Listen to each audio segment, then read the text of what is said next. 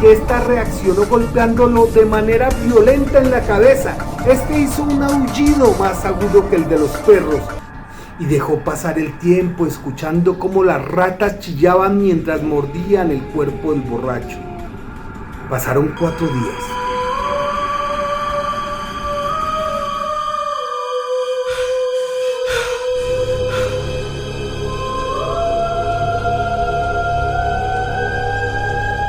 Con un sobrepeso de más de 100 kilos, para una estatura de 1,60 centímetros. Todo el volumen se concentraba en el vientre, que era muy difícil de saciar, pues se requería demasiada comida para satisfacer el apetito del pastor. Siempre estaba acompañado por 2 niños, no mayores de 15 años, pues decía que era mandato divino que los niños se acercaran a su Mesías. Generalmente estos niños eran hijos de los adeptos más pobres de la congregación. Estos dejaban a sus hijos a cargo de la comunidad, que les vestía de manera andrógina, con zapatos de charol y con camisas que eran afeminadas blusas. También se les maquillaba con un rubor pálido. El pastor argumentaba que los niños de Dios no debían tener ninguna imperfección. Al cumplir los 15 años, los niños eran enviados, supuestamente a un internado, donde se les educaría según las enseñanzas divinas, para que en un futuro ocuparan el cargo de pastores dentro de la comunidad. Cada vez que los niños cumplían los 15 años, el pastor realizaba un ritual de despedida, donde solo podían asistir invitados muy especiales. Ni siquiera los padres del menor podían asistir. Además, porque al entregar a sus hijos al cuidado de la comunidad, estos perdían cualquier contacto. Antonio, uno de sus acompañantes, un niño de 14 años que cumpliría 15 en 5 días, y tenía a toda la comunidad en expectativa, porque todos deseaban ser parte de los invitados especiales. Era lunes, y el viernes 13 en la noche se realizaría la ceremonia de despedida. Clara, la madre de Antonio, solicitó una cita con el pastor y le rogó que le dejara hablar con su hijo por última vez. El pastor la escuchó mientras hacía unas cuentas en la calculadora. Dejó que la madre terminara de hablar y cuando ya estaba en silencio la miró con todo el odio que sus lascivos ojos podían contener. «Hija del demonio, ¿cómo te atreves a realizar un pedido en contra de la voluntad divina?». Se levantó de su silla con la intención de golpearla, pero a causa de los gritos entraron algunas personas al despacho. Cuando el pastor vio que la gente se aglomeraba en su oficina, se arrodilló y mirando el techo gritó: «Padre, por compasión no castigues a esta profana, castígame a mí en su nombre y en sus pecados». Las personas que estaban ahí solo pudieron responder «Amén» y dieron gracias a Dios por la compasión de su pastor. 2 mujeres se llevaron a Clara y con la ayuda de los vigilantes de seguridad la sacaron a la calle. Cuando todos habían salido de la oficina, el pastor fingió orar por la mujer y pensó: es necesario hacer algo para mantener la raya. Y así se hizo. En la congregación que se realizó a las 7 de la noche ese día, el pastor se refirió sobre los pecadores que dudaban de la voluntad divina.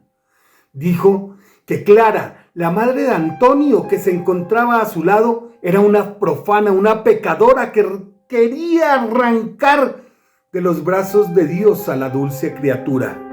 Recuerden, nada es nuestro, todo es del Padre, como el diezmo, que ahora tienen en su bolsillo y deben regresarlo.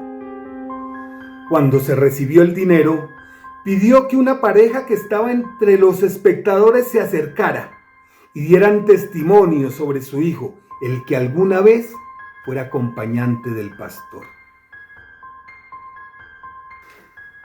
La pareja dio testimonio de esa inmensa bendición, que su vida estaba llena de prosperidad, porque como dice el pastor, la prosperidad monetaria es la bendición más grande de Dios. Los congregados alzaron sus brazos y dieron gracias a Dios y a su pastor, su representante en la tierra. Luego pidieron castigo ejemplar a la mujer que traiciona la voluntad del Creador.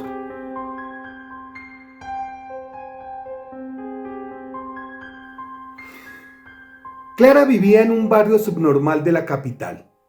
Todo el entorno era miseria, ruido de tejas de zinc que se golpeaban contra el techo cuando el viento las levantaba, borrachos y drogadictos que en alucinaciones escapaban de esa miseria, madres sufriendo al ver a sus hijos hambrientos y a sus esposos embriagados.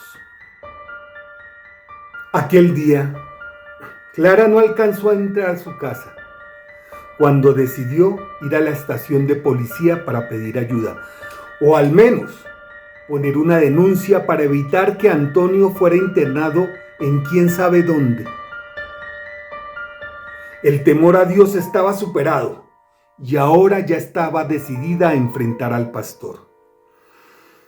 En la estación de policía la atendió un agente de bajo rango, que hacía las veces de secretario para recibir las denuncias.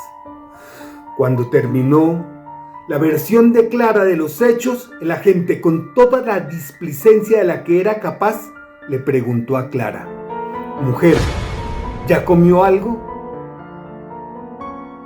Clara le respondió que no, y el agente le dijo: «¿Y a eso es que quiere traer a su hijo a esta casa? ¿Aguantar hambre? Sea agradecida y deje a su hijo con esas personas que al menos le van a dar de tragar». El agente no escribió la denuncia y sacó a Clara de la estación. Con cada negación a su pedido de auxilio, Clara se sentía más desesperada, llena de ansiedad. Ya era tarde y el barrio era demasiado peligroso, por lo cual decidió ir a dormir para levantarse temprano y seguir en la lucha por la devolución de su hijo. Clara llegó a su casa y no tomó ni un sorbo del agua, que supuestamente era un caldo. Se recostó en un catre sobre un colchón viejo y sucio. Cuando el cansancio la iba a vencer, sintió un fuerte viento que levantó una de las tejas y dejó entrar un poco de lluvia. Pero estaba acostumbrada a eso, al ruido de la teja al caer, al chillido de las ratas. El frío tampoco le era extraño. Dio media vuelta e intentó dormir. No pasó ni un minuto y sintió que en las tablas que hacían de puerta le llamaban por su nombre. Se levantó rápido, tenía la esperanza de que alguien viniera a ayudarla. Al abrir la puerta no había nadie, ni siquiera borrachos o drogadictos que habían desaparecido por la llovizna. Cerró la puerta y volteó su mirada hacia el catre y vio un lirio sobre el colchón. Su cuerpo comenzó a temblar y sintió de nuevo que la llamaban desde la calle y que golpeaban a su puerta. Con mucha cobardía volvió a abrir, pero tampoco había nadie. Cerró con rapidez, regresó su mirada al catre, pero esta vez ya no estaba el lirio. Debo estar sufriendo alucinaciones por el hambre y todo lo que ha corrido en este infernal día. Se acostó y se cubrió con la cobija tan vieja, tan maltratada como todo lo que ella poseía. Al sentir nuevamente un ventarrón, miró el techo. Miró que la teja se estaba levantando y, como de costumbre, esperó que se golpeara contra el resto de las tejas. Pero contrario a lo de siempre, esta vez la teja permaneció levantada unos segundos y apareció en el hueco del techo una cara infantil, o algo parecido, iluminada por una antorcha de llamas rojas. La techa volvió a caer y golpeó. el resto del tejado. Clara se levantó corriendo y como pudo quitó la tranca que aseguraba la puerta. En la calle, bajo la llovizna, se trepó en unos troncos para alcanzar el techo de su rancho y ver quién estaba ahí.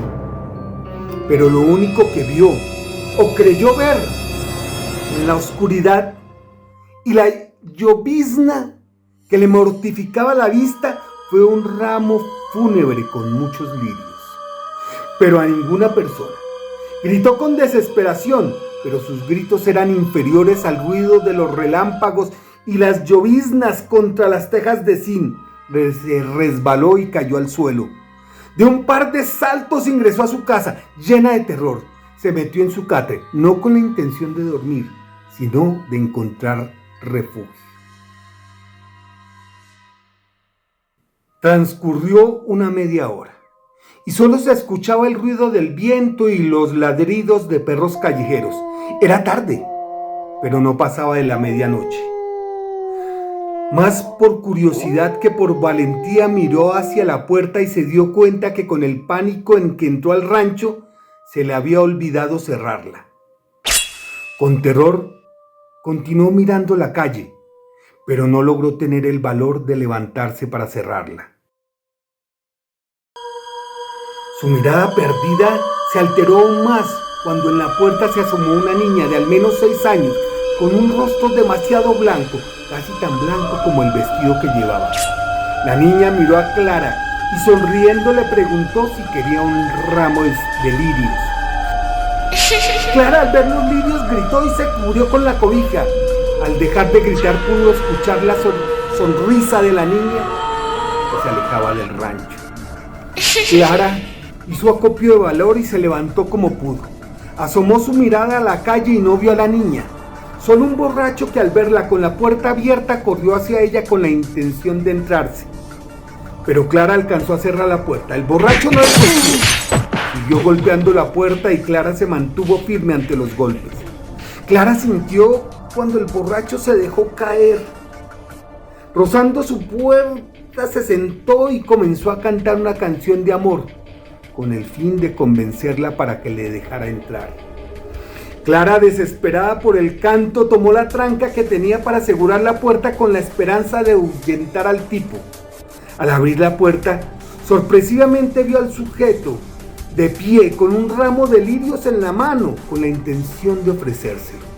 Esto asustó a tal punto a la mujer que ésta reaccionó golpeándolo de manera violenta en la cabeza. Este hizo un aullido más agudo que el de los perros y cayó medio cuerpo en el interior del rancho. En medio de aquella acción, Clara vio cómo se encendía la luz de la ventana del rancho ubicado en el frente. Clara, como pudo, empujó al borracho al interior y cerró rápidamente. Ya en la mortecina luz del interior, Clara reconoció en el sujeto el marido de la mujer que vivía, justamente al frente de su casa. Al momento el borracho comenzó a moverse y a quejarse. Para evitar que la vecina escuchara, le comenzó a golpear la cabeza con todo el odio y los motivos que tenía, hasta que éste dejó cualquier asomo de vida. Clara se sentó supremamente cansada al lado del cuerpo y comenzó a cantar una canción de cuna. Duerme, mi niño, duérmete ya.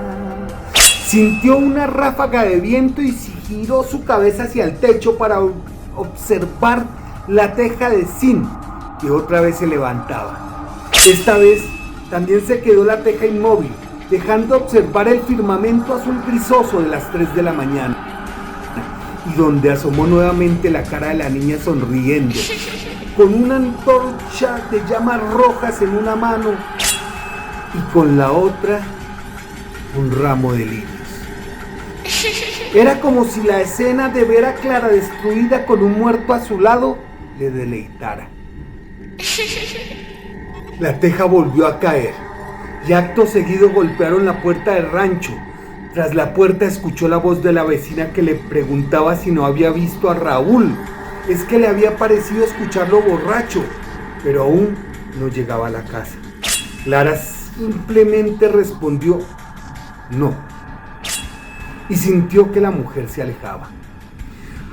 Apagó el mortecino bombillo para evitar que alguien notara que seguía despierta a esas horas de la madrugada y dejó pasar el tiempo escuchando cómo las ratas chillaban mientras mordían el cuerpo del borracho. Pasaron 4 días y las ratas se iban consumiendo el cadáver sin dar tiempo a que este se despertara. Al 5.º día tomó una sierra oxidada, cortó en pequeños fragmentos el resto del cuerpo que dejaron las ratas y lo sacó por pedazos durante la noche. Terminado el trabajo, vació un poco de gasolina que le servía de combustible para cocinar y prendió fuego al rancho, sin esperar nada, porque nada podía esperar. Caminó calle abajo. En la mañana, 2 o 3 días después de que fuera la ceremonia de despedida de Antonio, los entorpecidos pasos de Clara la llevaron a la iglesia del pastor. Pero el vigilante, al verla en estado de indigencia, o mejor, de demencia, le impidió la entrada. En ese momento, llegó el pastor e intercedió en favor de Clara, dejándola pasar a una habitación, donde le curaron las mordidas de rata y alguna que otra quemadura en los brazos. Lejos de toda la razón, la alimentaron y cuidaron. A los pocos días el pastor la visitó y ella serenamente, solo dejando caer una lágrima, se arrodilló y pidió perdón al pastor por alguna vez haber dudado de él y de su falta de temor a Dios. Desde hace casi 2 años, Clara es la encargada de conseguir entre las familias humildes de la congregación a los niños que acompañarán al pastor. Esta vez el pastor pidió que le encontraran a un niño de tez blanca, que estaba cansado de tener que maquillar a tanto espantapájaro y que no tuviera más de 8 años. Clara no hizo ninguna objeción. Desde hacía 2 años casi no hablaba. Solo obedecía en silencio cada una de las peticiones de su pastor.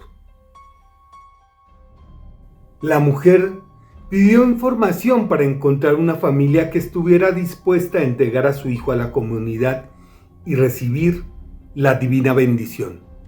Contrario a toda lógica, fueron varias las familias que se prestaron para entregar a sus hijos.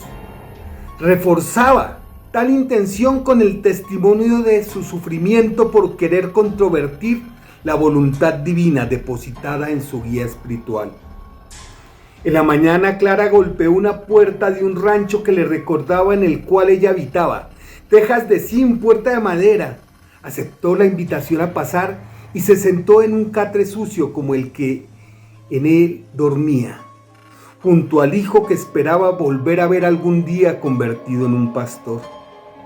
La madre del niño le comentó que estaba muy agradecida por tener la oportunidad de servir a Dios y que su hijo ya había sido bendecido por el pastor anteriormente. Le comentó sobre todas sus muchas virtudes. Clara simplemente preguntó dónde estaba el niño, a lo cual la madre respondió que se encontraba jugando en el jardín que hacía parte del cementerio de la comunidad. Clara se levantó y junto a la madre salieron donde se encontraba el menor. Clara pidió a la madre que los dejara solos. Se acercó al menor y observó que tenía la piel demasiado blanca, casi femenina. Sacó un labial de su vieja cartera y pintó los labios pálidos del menor. Este le sonrió y Clara descubrió en esa sonrisa a la niña que le ofreciera lirios la noche hace 2 años.